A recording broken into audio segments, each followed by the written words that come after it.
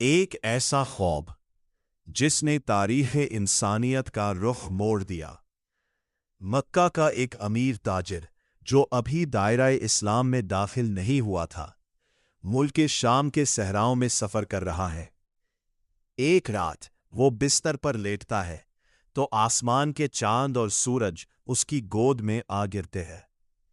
وہ گھبرا کر اٹھتا ہے اور جب اس خواب کی تعبیر ایک عیسائی راہب سے پوچھتا ہے تو راہب کی زبان سے نکلنے والے الفاظ اس کے دل میں عشق محمدی صلی اللہ علیہ کی ایسی آگ بھڑکا دیتے ہیں کہ وہ سب کچھ چھوڑ کر مکہ کی طرف دوڑ پڑتا ہے۔ یہ تاجر کون تھا اور مکہ پہنچتے ہی کائنات کے سردار حضرت محمد صلی اللہ علیہ وسلم نے ان کا استقبال کس معجزے سے کیا؟ آئیے جانتے ہیں آج کی اس ایمان افروز کہانی میں۔ دوستو، یہ واقعہ ہے اسلام کے پہلے خلیفہ، یار غار رسول، حضرت ابوبکر صدیق رضی اللہ تعالیٰ عنہ کا۔ اسلام لانے سے پہلے آپ مکے کے ایک بہت بڑے اور معزز تاجر تھے۔ ایک بار آپ تجارت کے سلسلے میں ملک شام تشریف فرما تھے۔ ایک رات جب آپ آرام فرما رہے تھے تو آپ نے ایک انتہائی عجیب اور حیرت انگیز خواب دیکھا۔ آپ نے دیکھا کہ آسمان سے چاند اور سورج زمین پر اتر آئے ہیں اور سیدھے ان کی گود میں آ پڑے ہیں۔ حضرت صدیق اکبر نے خواب ہی میں کمال محبت سے چاند اور سورج کو اپنے ہاتھوں میں پکڑا، سینے سے لگایا اور اپنی چادر کے اندر چھپا لیا۔ جب صبح ہوئی تو حضرت ابوبکر صدیق کے دل میں ایک بے چینی تھی۔ وہ اس عجیب خواب کی تعبیر جاننے کے لیے بے تاب تھے۔ وہ اس علاقے کے ایک مشہور عیسائی راہب بحیرہ یا نستورہ جیسے راہب کے پاس پہنچے اور اپنا خواب بیان کیا۔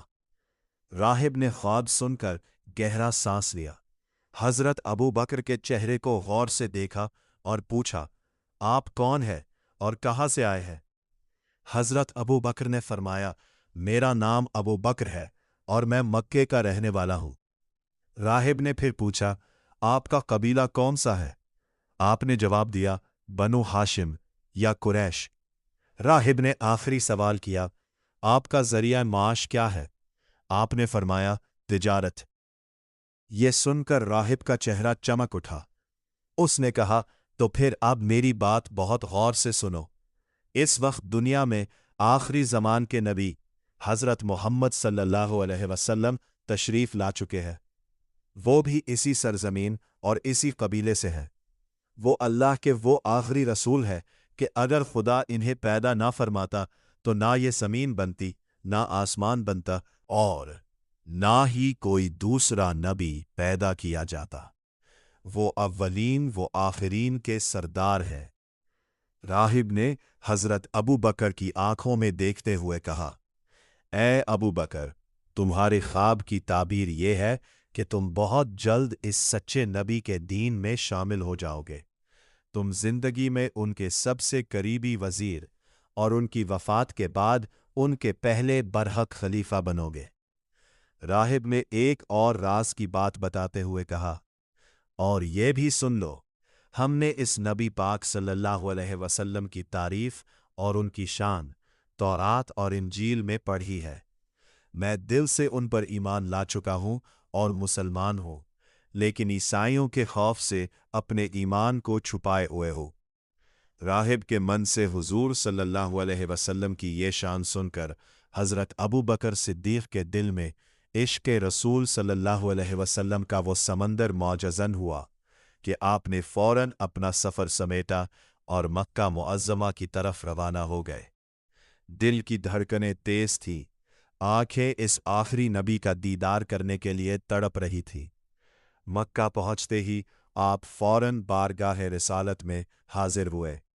جیسے ہی حضرت ابوبکر پر حضور صلی اللہ علیہ وسلم کی نورانی نظر پڑی تو رحمت عالم صلی اللہ علیہ وسلم نے مسکرا کر فرمایا، ابوبکر آ گئے، لو اب جلدی کرو اور دین حق میں داخل ہو جاؤ۔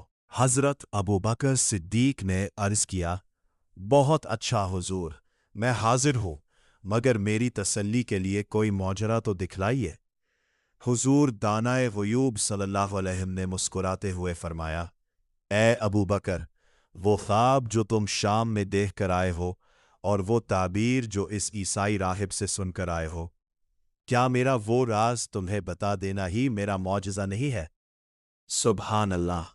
یہ سننا تھا کہ حضرت ابو بکر صدیق میں آنکھوں سے آنسو جاری ہو گئے، کیونکہ شام کے اس واقعے کا علم مکہ میں کسی کو نہیں تھا۔ آپ تڑپ اٹھے اور عرض کیا، یا رسول اللہ، آپ نے بالکل سچ فرمایا، اور میں گواہی دیتا ہوں کہ آپ واقعی اللہ کے سچے اور آخری رسول ہیں۔ اس واقعے سے معلوم ہوتا ہے کہ ہمارے حضور صلی اللہ علیہ وسلم سے کائنات کی کوئی بات چھپی نہیں۔ آپ کو اللہ نے غیب کے علوم عطا فرمائے ہیں، اور سچ تو یہ ہے کہ یہ ساری کائنات ہمارے حضور صلی اللہ علیہ وسلم سے کے صدقے میں ہی پیدا کی گئی ہے۔ کسی شاعر نے کیا خوب کہا تھا، وہ جو نہ تھے تو کچھ نہ تھا، وہ جو نہ ہو تو کچھ نہ ہو۔ اگر آپ کو حضرت صدیق اکبر کے عشق اور حضور صلی اللہ علیہ وسلم سے اس لرزہ خیز معجزے کی یہ داستان پسند آئی ہو تو ویڈیو کو لائک کرے، اپنے دوستوں کے ساتھ شیئر کرے۔